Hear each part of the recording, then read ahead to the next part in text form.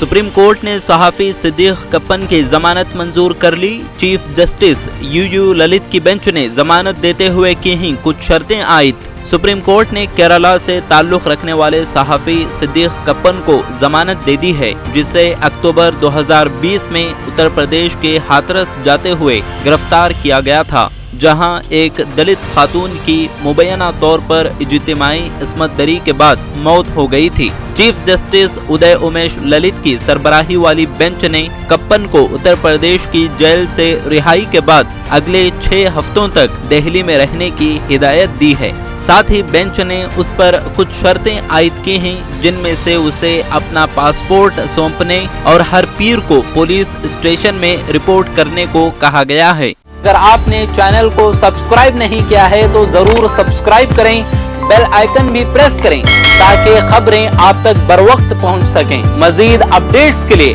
आप WhatsApp group भी join कर सकते हैं, लिंक डिस्क्रिप्शन में मौजूद है।